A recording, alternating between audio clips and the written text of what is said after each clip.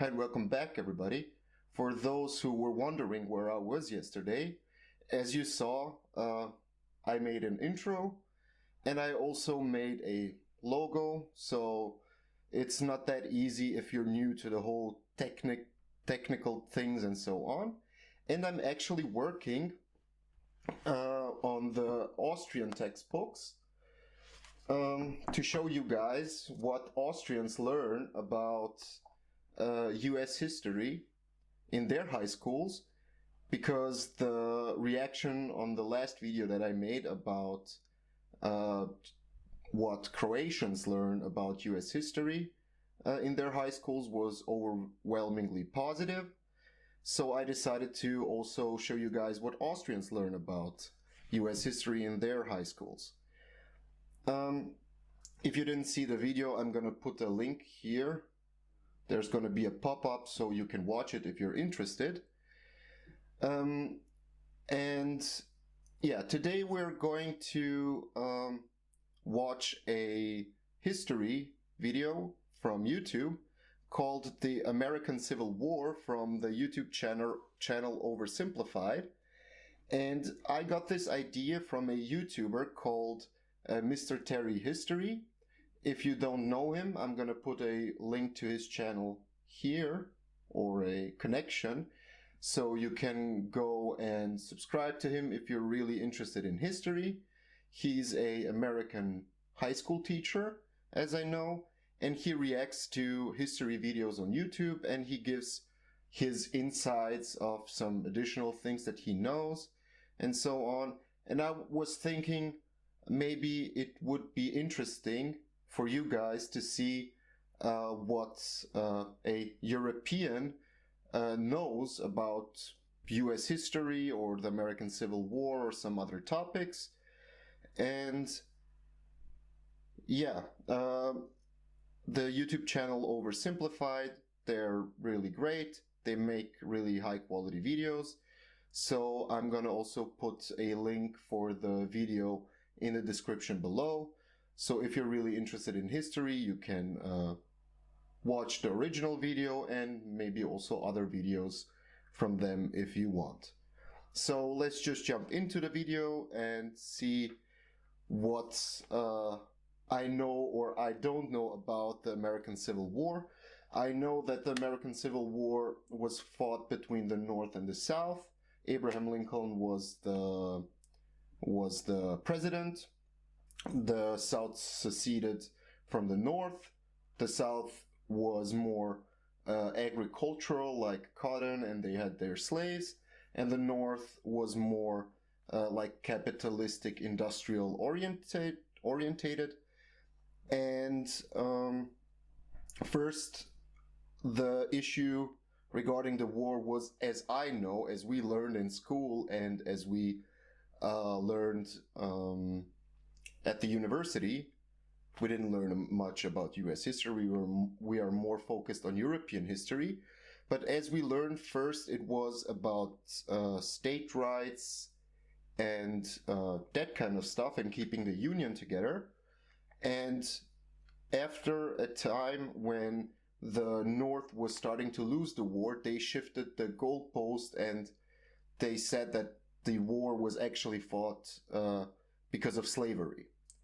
So that's, and I know also like the big names like Lee, General Lee, Sherman, Grant, and so on. So let's just jump into it and see what OverSimplified has to say about the American Civil War.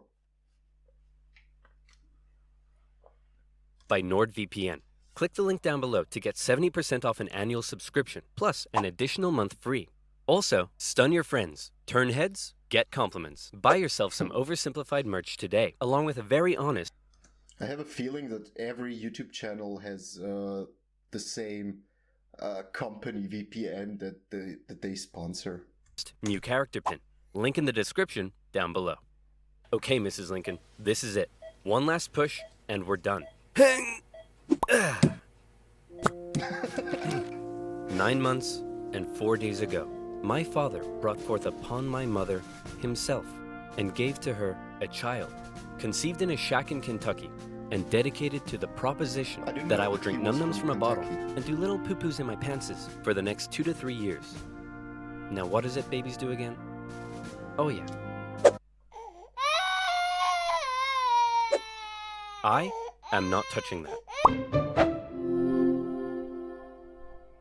Abraham Lincoln grew up with his relatively poor family in Kentucky, eventually moving to Indiana, and finally, Illinois. He read a lot of books, worked a lot of jobs, wrote some questionable and finally, Illinois. He read a lot of books, worked a lot Nicolas Cage. Okay. of jobs, wrote some questionable poetry, and finally, entered the law profession. Despite being self-taught, he turned out to be a pretty clever and astute lawyer. In one case, a guy claimed he witnessed a murder at night, and Lincoln was like, "How could you have seen anything in the dark? There was a bright full moon." A what? A bright full moon. Can you say that again, please? There was a bright full moon. A dim half moon? No, a bright full moon. That's funny, because according to this almanac, there was a dim half moon that night, which makes you... He got him. a liar. Well, I got a bright full moon for y'all right here. Now that's what I call a rebuttal. Lincoln and his cheekbones weren't only interested in law, however. He also dabbled in the world of politics, serving as a legislator in... Yeah, I think, as I know, some things that I read about him, he started actually like on the low levels of politics, and then he climbed up with the time. So he wasn't just like, boop, I'm the president, so... in both local and national assemblies. And what a time it was. Not even 100 years after the Founding Fathers wrote all men are created equal, politicians were already asking, yeah, but what does that mean exactly? It means all men. Yeah, but what does that mean exactly? Does all men mean all white men, or all men, or all mankind? And not just that. States' rights versus the federal government. What are the executive powers of the president? Is cereal a soup? The Founding Fathers left some of these questions perhaps a little too open to interpretation. And the biggest question of them all was slavery, an ugly mark on what should have been a revolutionary new nation based on liberty. Yeah, actually, that's kind of contradictory because of the Constitution and everything, because most of the big European states have abolished slavery, but the US, that is kind of the land of the free and so on, had slavery longer than some of the European nations, like Great Britain and so on. And democracy.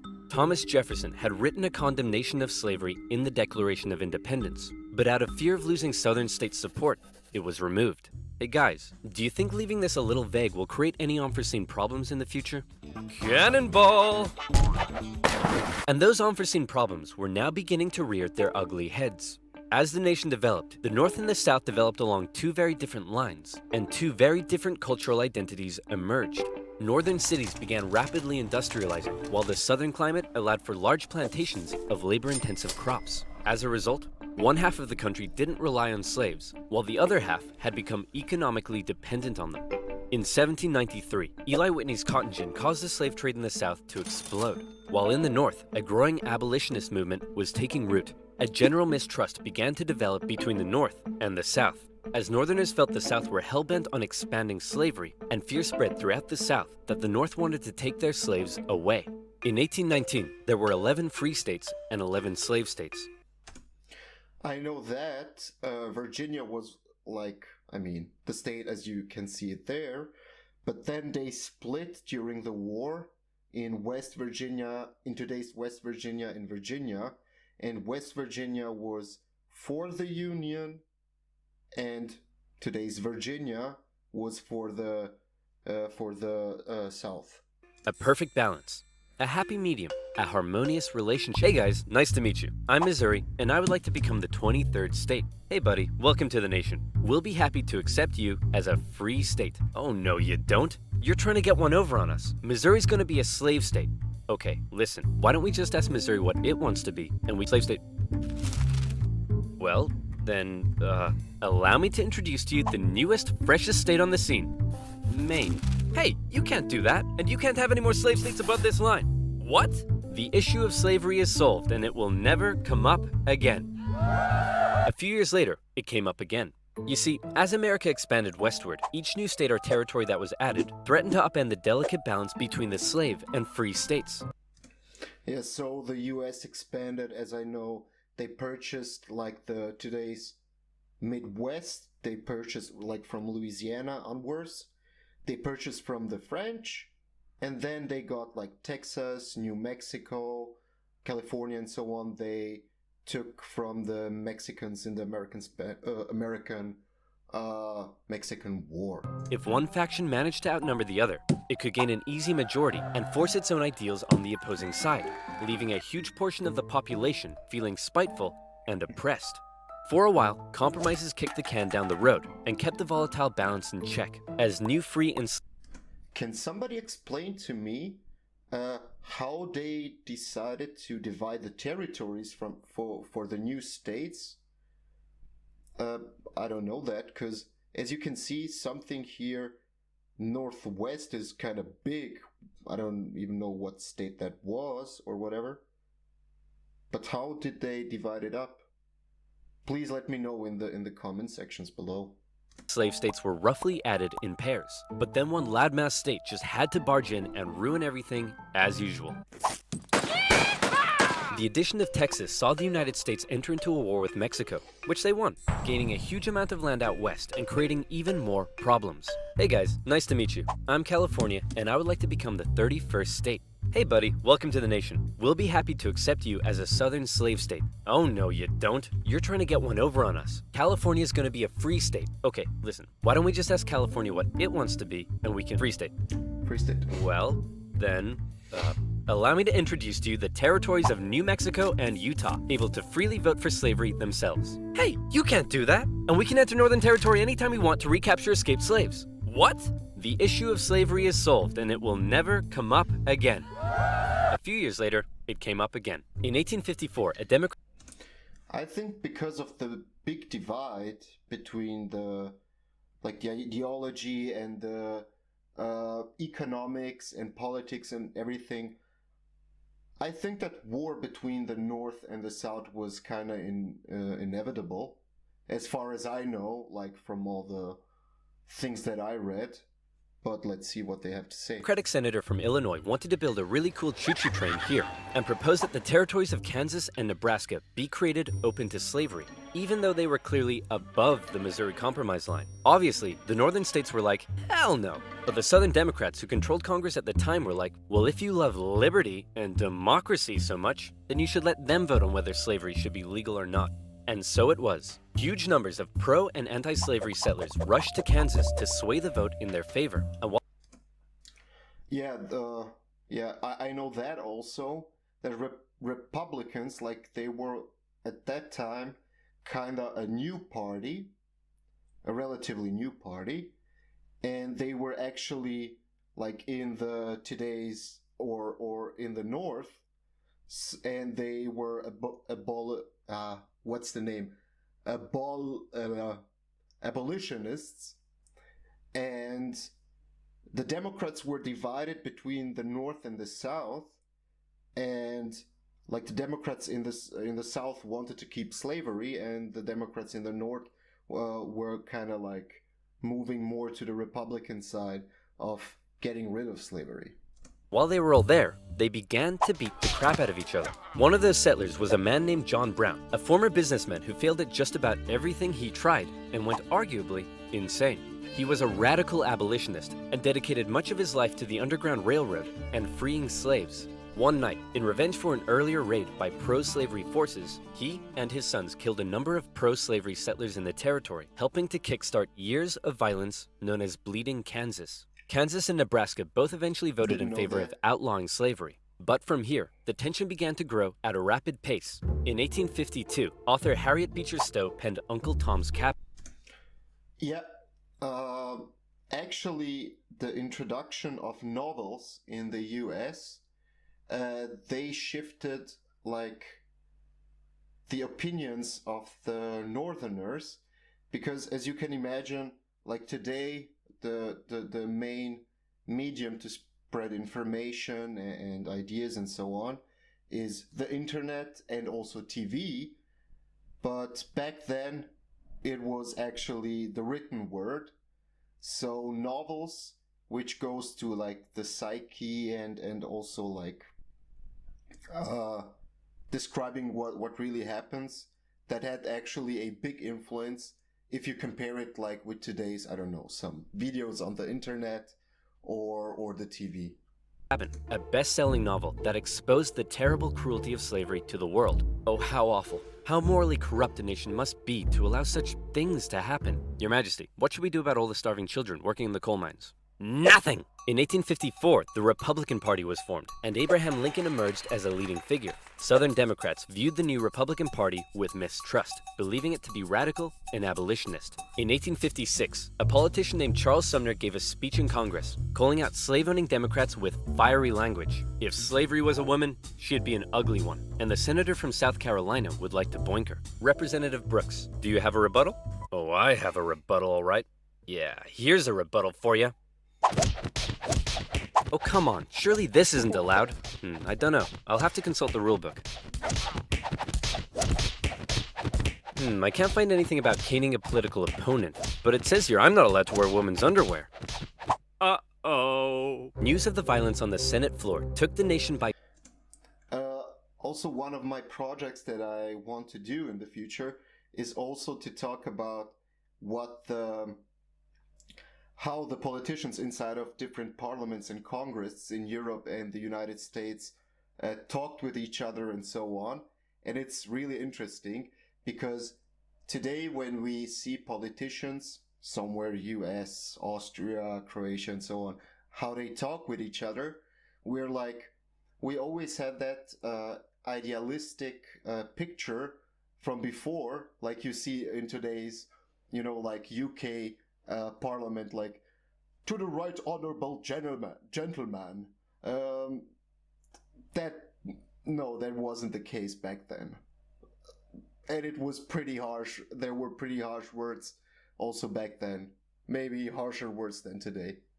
By storm, Southern slave owners sent Representative Brooks new canes to replace his now broken one. And on the floors of Congress, politicians carried weapons in self-defense, which is never a good sign. In 1857, the Supreme Court ruled in the Dred Scott case that all people of African descent, slave or free, could not be citizens, and therefore could not sue for their own freedom under any circumstances, undoing years of progress with the strike of a gavel. Now, within all this bitter debate over slavery, there were many nuances. North versus South, Republican versus Democrat, states versus the federal government. But let's strip all of that away. For 4 million individuals living in America, this wasn't about political intrigue or party alignment. It was about the basic human right to be free. Men, women, and children were stolen from their homelands and brought to the American continent, where for generations they were considered to be property, forced to live in poverty, and work from sunrise to sunset. Plantation overseers did whatever they felt was necessary to get the most out of their slaves. Punishments were often barbaric. Families were regularly separated, and parents could often only watch, as their children were auctioned off, never to be seen again. Thousands of slaves took the treacherous risk of running away, and abolitionists in the North helped many escape via the Underground Railroad, as bounty hunters entered the North to chase them down. Leading figures within the abolitionist movement included many significant free black men and women. But it's important to note that for many of the anti-slavery white individuals in the North, opposition to slavery was often an economic issue, not a moral one, as many worried large About that, there is a term in history called zeitgeist, like the spirit of that time. And actually, a lot of people in the US back then, even from the North, didn't watch that slavery from a moralistic point of view, but from an economic point of view. And that's also going to be reflected, I think, during the war, because as I know, there were riots in New York City during the war, like after the first year or something like that. And people were just like, yeah, why are we suffering that much because of slaves? Nobody cares about us. So, yeah, it was more from an economic point of view than from a moral point of view. Plantations would take their lands and livelihoods away. Abraham Lincoln knew that slavery was a moral evil, and he regularly spoke out against it in powerful speeches that helped him rise through the ranks of the new Republican Party. He lamented at the hypocrisy of a great American nation meant to stand as a shining beacon of freedom while also enslaving 4 million men, women, and children. He most famously declared in 1858 that a house divided against itself cannot stand, that one day slavery in America would end. However, even Lincoln was cautious in his opposition. He didn't want to outlaw it entirely, but simply prevent its expansion, so that given enough time, he believed it would naturally die out. Thankfully, history would force his hand. In October 1859, one abolitionist decided he'd try to single-handedly take down slavery by force. Who would be crazy enough to even attempt such a thing? It's our good friend, John Brown. He planned to seize arms from an armory in the town of Harper's Ferry, free the slaves there, and continue south, inciting a major slave uprising along the way. A noble cause, a bad plan, and terrible execution. Brown's men took the armory and some hostages, but were quickly surrounded by one Robert E. Lee and his U.S. Marines. Brown was captured, and a couple of months later, he was executed for treason. Northerners sympathized with Brown, but Southerners were like, "You see this? They're coming for us. Soon, there'll be 1 million John Browns." 1 million John Browns? What on earth are you thinking about? A John Brown farm? Yeah, me too. To make matters worse, new northern free states meant now the southern states really were outnumbered, and they were beginning to feel bitterly spiteful and oppressed. Further fear.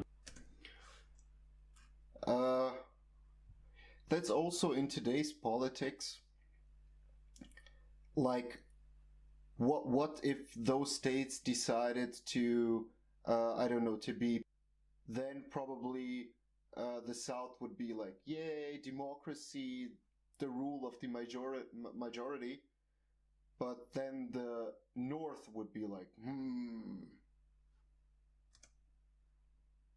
began to spread in the South when news broke that a relatively unknown figure had just secured the Republican Party nomination for president. Abraham Lincoln, mostly well-liked among anti-slavery Northerners, had made some of the most powerfully worded speeches against slavery of any politician at the time. And now, there was a chance that he, and his cheekbones, could become president. For the South, that would be too much. In the 1860 election, Lincoln's name didn't even appear on the ballot in 10 southern states. But much to their horror, when the final results came in, Lincoln had won by an electoral college landslide. Lincoln himself tried to calm their fear. "How many times do I have to tell you, I'm not gonna take away your slaves?" "Yeah, right, Honest Abe. We've had enough of you Northerners. We're gonna go form our own country." "You can't do that." "Why not?" "Well, if you had won the election, would it be okay for us to leave?" "Of course not." "Well, why not?" "Because that's not how victim mentality works." Many states felt that when they joined the Union, they always withheld the right to leave it whenever they pleased. Many people living in 19th century America often felt more loyalty to their state than to the nation. And now, with the South feeling like it had lost its voice in the federal government, they were out of here. South Carolina. I think that it's a general thing. I think that it's kind of worldwide, I would say, but most of the people that I know from Europe, they actually feel the same way. Like, let's say in Croatia, you would say, yeah, I'm a Croatian, and you know, like, you love your country and so on, you would defend it and so on, but you would first identify with the region that we don't have, like, we're not a federation like the US, but you would always identify yourself first with the region because you're more connected with those people and so on, than with, I don't know, some people in the capital city. So And it was the first to go, and over a period of 6 months, one by one, 11 slave states officially seceded from the Union, with just 4 contested border states opting to remain. The seceding states issued a number of official documents justifying their secession. South Carolina proclaimed that it was northern states' hostility to slavery that rendered the federal government illegitimate. Mississippi declared that their position was thoroughly identified with the institution. Our position is thoroughly identified with the institution of slavery, the greatest material interest of the world. So they seceded from the Union because they thought that the Union was is going to be anti-slavery. Okay. Of slavery, and in a speech, the Confederate vice president stated that the new Confederate government rested upon what he called the great truth of racial inequality. Revered American generals, such as Robert E. Lee, opted to side with their states over the Union. And with all the chaos, one New York lawyer wrote that rather than a bold eagle, America's national bird should be a debilitated chicken. And hey, I kind of like that. One man, watching the crisis unfold, knew it would be his job to solve it. Lincoln was just about to hop on a train and become the President of the United States of America. Hey man, you're hella ugly. Grow a beard or something to hide that face. Good idea. I know, I don't know if they're going to mention it, but I know that he had, before he even got elected, as you see, he had a lot of enemies. And as I know, there were also some death threats against him, and then that he needed to camouflage himself before going to the inauguration to Washington. But I don't know if they're going to mention it. Still ugly. With assassination plots already underway, Lincoln had to travel to Washington, D.C. under heavy disguise and protection. All along the way, he received stacks of threatening letters. May the hand of the devil strike you down. You are destroying this country. Damn you, every breath you take. Love from... Grandma? At his inauguration speech, Lincoln once again reiterated that no, I do not want to take away anyone's slaves. But for Lincoln, he did want to preserve the Union. He declared secession to be nothing but an illegitimate rebellion. In your hands and not in mine, he said, is the momentous issue of civil war. You can have no conflict without being yourselves the aggressors. We are not enemies, but friends. It was clear Lincoln was ready and willing to get freaky and open up a can of Scatman John if he had to. Whether he had the support of the people, however, was in question. In the end, it was the Confederates that fired the first shot. As they seceded, the Confederate states began seizing federal U.S. property throughout the South. Off the coast of Charleston, South Carolina, was one such federal property, Fort Sumter, held by a measly, undersupplied U.S. force. The Confederate militia there demanded the fort surrender, a request which was quickly denied, and any remaining hope for a peaceful solution to the secession crisis probably then died when the Confederates did this. The Battle of Fort Sumter is considered to be the beginning of the American Civil War. That's always the question in history. Where do we draw the line? When do wars start? Let's say the Second World War. Why did it start with Germany invading Poland? Why didn't it start when Germany attacked France through the Benelux states? So that's always a big question in history that historians always try to find a consensus on. When did something start and when did something end? How do we measure when the Middle Ages started and when the New Age started? So there's always kind of conflict. And in this case, you can say that, the Civil War or the conflict began with this attack, or that the conflict began when the war was declared, in writing with a letter. So many of the Confederates there also considered it to be the end of the American Civil War. They hoped Old Abe would just sigh and say, okay, you win. Unfortunately for them, Lincoln actually said, you're about to get a roundhouse to the face. Lincoln sent out the call for 75,000 volunteers, and men signed up in droves, hopeful for some adventure and good old-fashioned F-U-N. In the new Confederate capital at Richmond, Virginia, Confederate President Jefferson Davis and his cheekbones had also sent out the call for 100,000 men. It's actually crazy how those two capitals are near each other, like Washington and Richmond. As ever, both sides hoped for a quick end to the war. Is it over yet? No, Jimmy, it's been 1 week. Is it over now? No. How about now? If you ask that one more time, I swear I will turn this army around and you'll all have to go back home to your wives and children. But in particular, the South knew the conflict would pose a bit of a challenge. How can we expect to win with a population of only 5 million against 22 million in the North? If you count us 4 million slaves, you'd have 9 million. Great idea! Hand these rifles out to all the Wait a minute!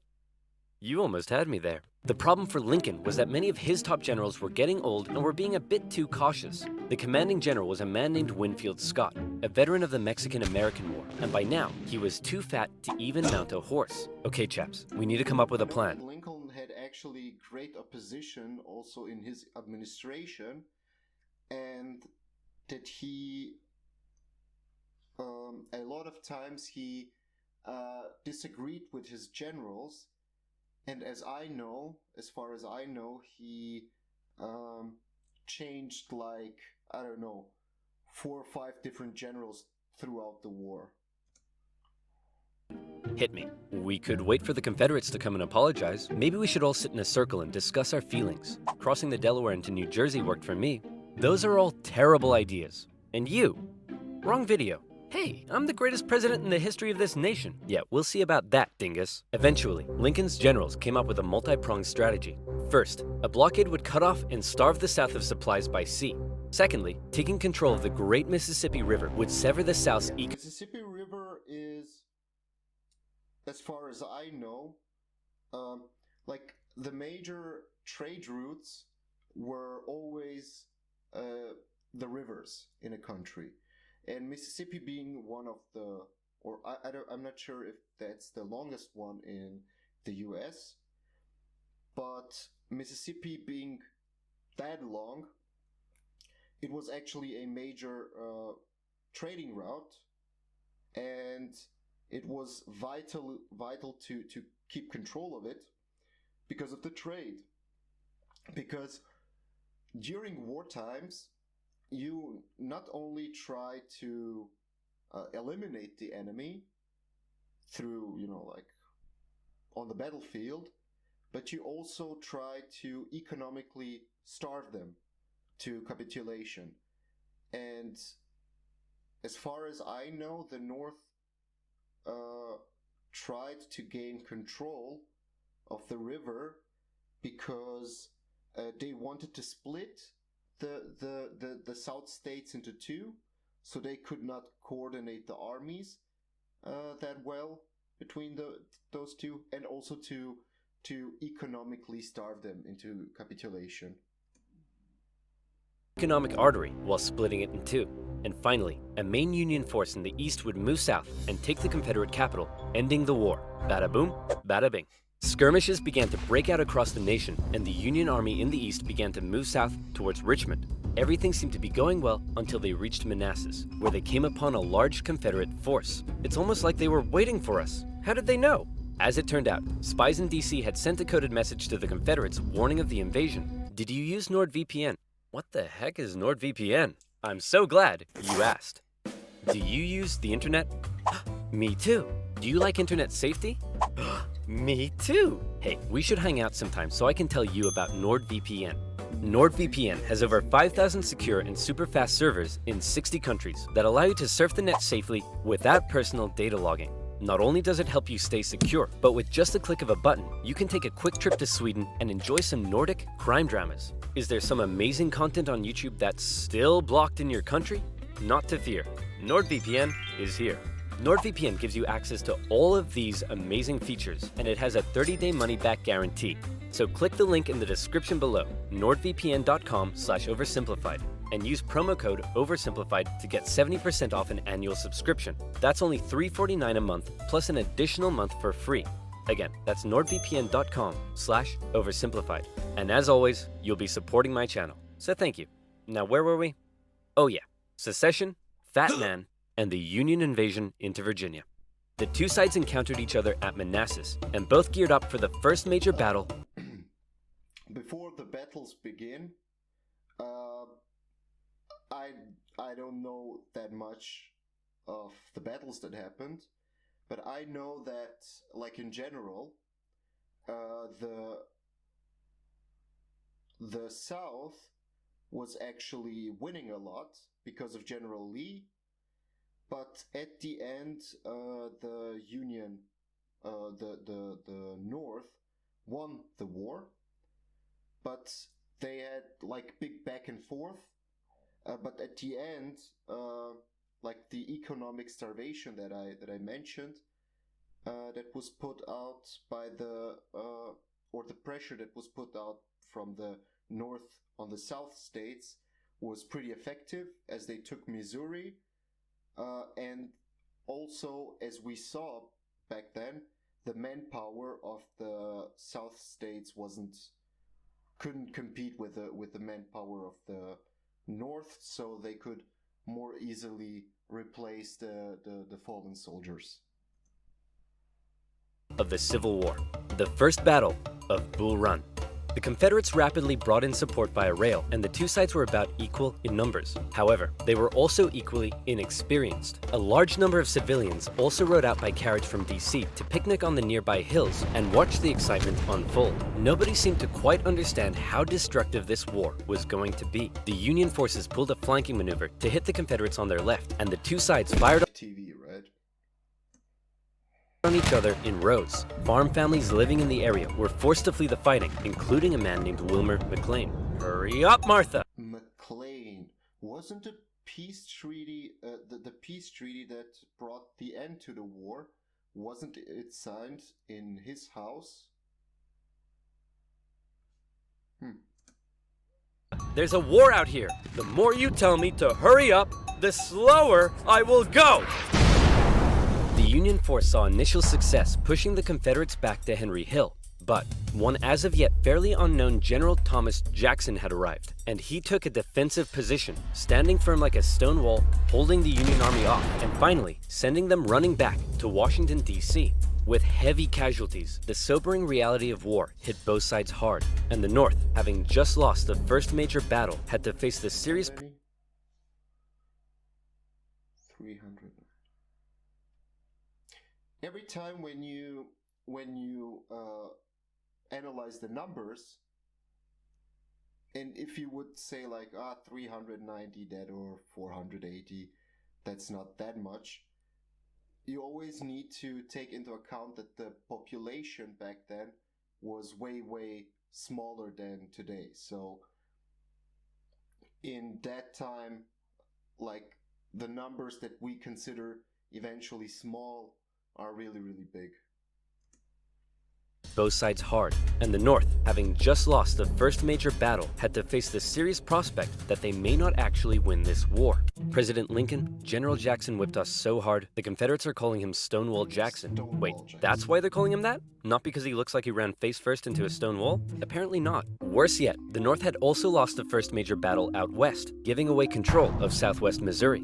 All of this was terrible news for Abraham Lincoln, especially since many of his generals and cabinet already didn't have much respect for him. They felt he was incapable of running a war, because he seemed a bit like your friendly old grandpa. He famously loved a long-winded story and a good pun. I've been so busy, my wife is missing me, but her aim is starting to improve. But deep down, few realized he could also be incredibly shrewd. Oh, Abe, you're so funny.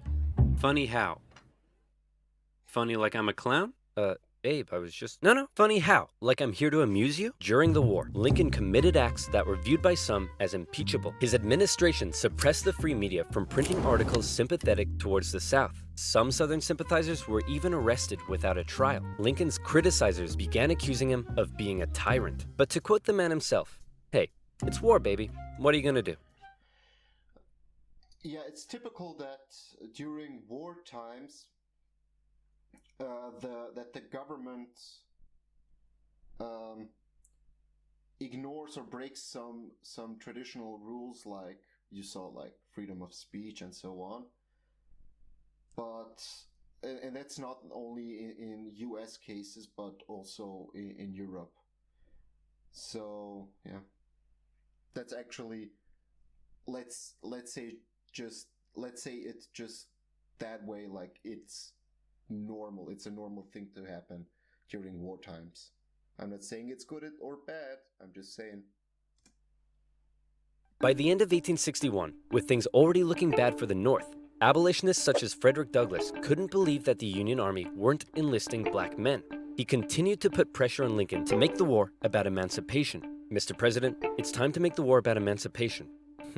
I don't want to ruffle any feathers. The feathers are already... As I said, like, at the beginning, it was like, yeah, let's keep the war is about keeping the Union together, keeping the states together, but after that, when they started to lose more and more men and Lincoln was more and more unpopular, he shifted the goalpost, or he shifted the main reasons for the war, and it then became about slavery.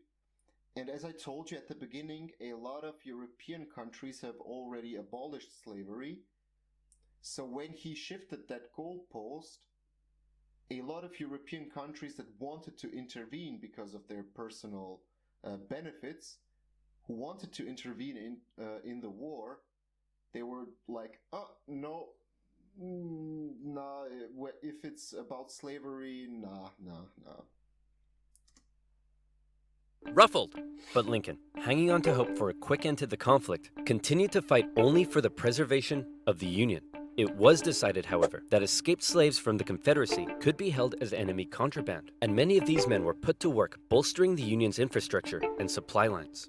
Hoping to get things moving, Lincoln made young General George McClellan the new commanding general, and McClellan began to train up his men. He thought a lot of himself, however, and believed he was going to be the nation's great savior. And like many others, he didn't approve of the president's handling of the war. On one occasion, Lincoln went to McClellan's house to meet with him, but McClellan was late returning home. He kept the president waiting, and when he finally got there, he just straight up went to bed. Now that's what I call disrespectful. McClellan talked the talk, but could he walk the walk? No. Like Lincoln's other generals, McClellan was maddeningly cautious. Hey man, could you move south and attack the enemy? What? Are you crazy? What if they have a big scary army down there? They probably do. What? Oh my gosh! McClellan worried that he did not have the numbers he needed to fight effectively. What if they have like 10,000 men? Okay, no problem. We'll get you 20,000 men. Well, what if they have 30,000 men? I'll need 40. Okay, you can have 40. Well, what if they have 50? I'll need 60. Lincoln tried, but it was all in vain. McClellan would not make a move for the rest of the year. The North's one saving grace for now was a general out west fighting in Kentucky and Tennessee, General Ulysses S. Grant, cool, collected, methodical, and a big fan of whiskey. His chief of staff took it upon himself to keep Grant sober. One officer said that Grant habitually wore an expression as though he were determined to drive his head through a brick wall and was about to do it. And that determination led him to score a number of key victories when others around him were failing. At the Battle of Fort Donelson, Grant was like, "Why does Stonewall Jackson get a cool nickname and I don't? I want a cool nickname." "Sir, the Confederates say they're ready to surrender and want to know your terms." "No terms, just unconditional surrender." Hey, unconditional surrender Grant. That's a pretty cool nickname, right? Guys, right? Later in April 1862, the Confederates launched a sudden attack on Grant's army at Shiloh, but the determined, unconditional surrender Grant threw his lines at the rebels and sent them running. The battle resulted in the heaviest casualties in U.S. history so far. What, 4,500 killed during one battle. But you can see that the Confederate army was actually more, they traded, let's say that, they traded casualties better than the North. Do the ones who deserted also count as missing? And despite his victory, Grant found himself under fire. You have to get rid of Grant. Why? Didn't he win?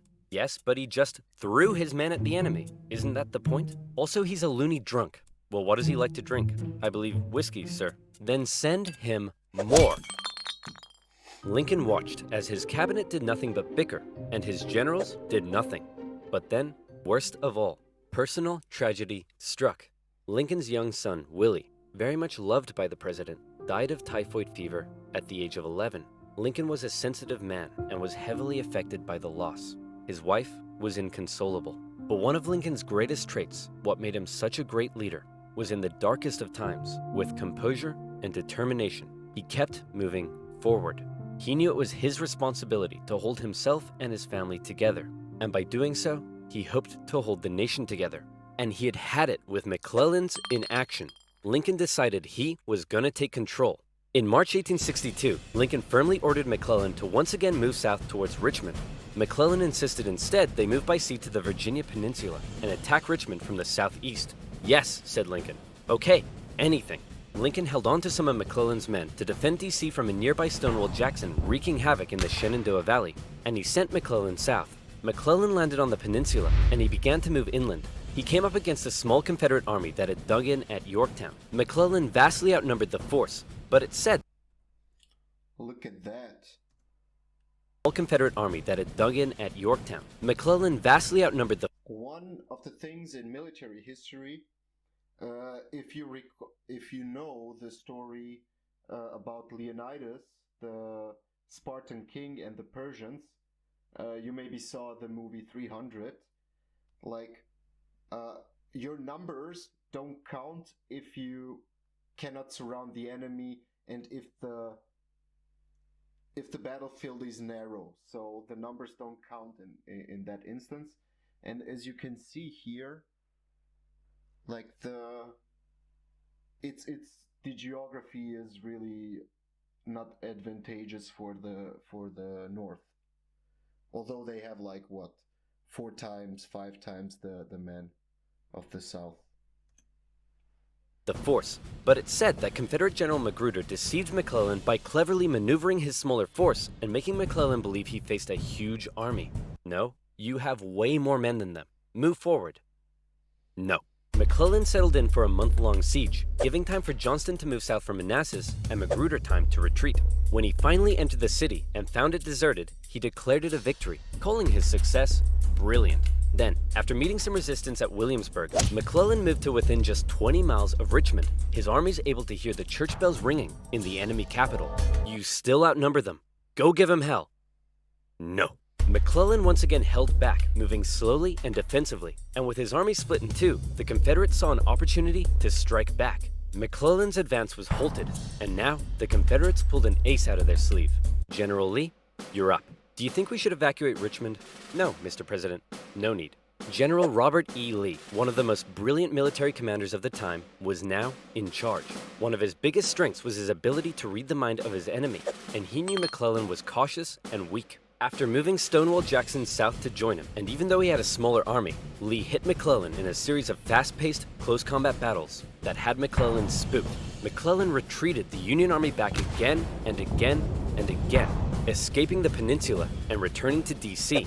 Lee had defeated McClellan, and the campaign had failed. Well, that was a major success. A success? Tell me exactly what was successful about that.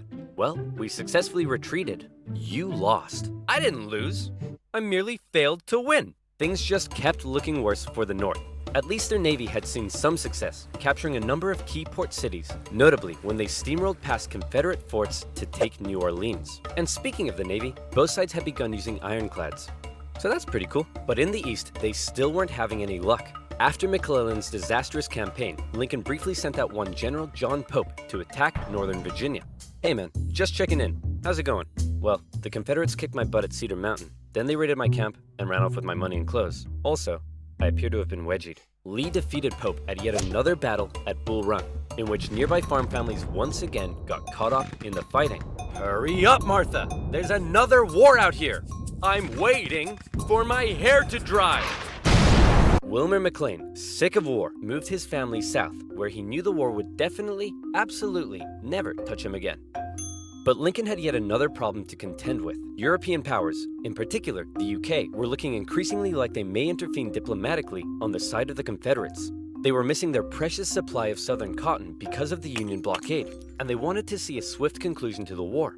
The tension between America and Great Britain had been increasing, especially after Confederate diplomats were discovered on a British ship. Now, after McClellan's failure to take Richmond, the UK declared it impossible for the North to win. Lincoln needed something to prevent Europe from getting involved, and after more petitioning from abolitionists, he decided maybe the time was finally right to make the war about ending the institution he hated, slavery. If the North had a noble cause to fight for, Europe would be less likely to intervene. But Lincoln and his cabinet knew before they could declare something as radical as emancipation, they needed a victory, especially now that the Confederates were about to go on the attack. Aware that he had a limited number of men and supplies, Lee now hoped that if he could just threaten Washington, D.C. militarily, he would gain Europe's recognition and crush Northern morale in time for the midterm elections, forcing the North to negotiate. With confidence at an all-time high, for the first time, Robert E. Lee invaded the North. But on September... So what if the Confederacy, if Lincoln didn't win the re-election campaign, would the Confederacy rejoin the Union, or would they stay independent from the Union?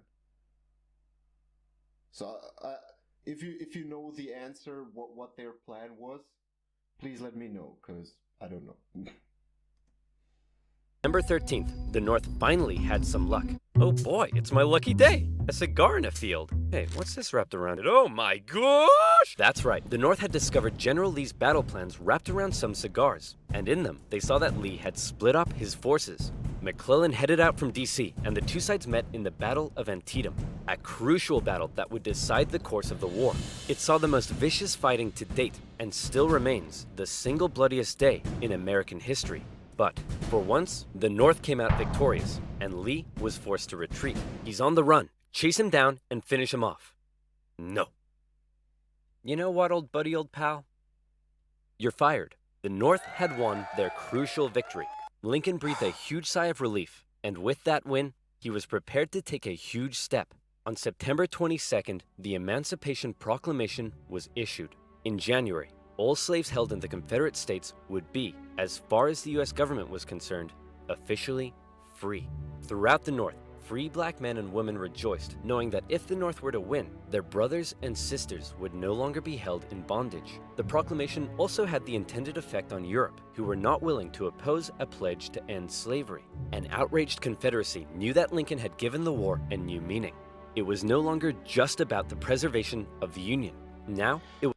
And with the proclamation, actually a lot of ex-slaves and also African Americans from the North, they joined the army, and they boosted the numbers, and actually their morale was pretty high because they had a cause to fight for.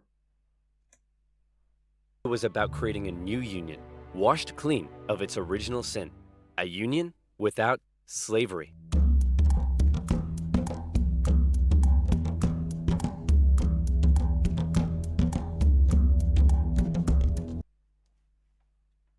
So okay, that was the American Civil War from OverSimplified, the YouTube channel OverSimplified. As I told you, go to their channel if you like history, subscribe, they make really good videos, and also visit my future colleague, Mr. Terry, from Mr. Terry History. I'm gonna put also the links in the description below, and we will also do the part 2 sometimes, but now I'm concentrated on letting you guys know what Austrians learn about the American Civil War. Maybe it's not even mentioned, or maybe there's a whole chapter on it. If you're interested on that, if you're interested in having discussions about different history topics, or to hear about from my European perspective, or what I know and what I don't know, I'm always here to learn. And yeah, let me know in the comment sections below. And you can also suggest some other videos for me to react. I would love to see some more videos about US history. I think it's very interesting and very complicated. And we actually our school systems and also at the university, they're more European concentrated, on Eurocentric, because small countries and history and so on, it's complicated. But we didn't learn that much about American history, just like the general things, like I said, North versus South, Lincoln killed, Lincoln president, Lee, Sherman, Grant, and so on. So if you like it, give it a thumbs up, and as I told you, please comment down in the section below if you want to for me to react to another video. So yeah, see ya!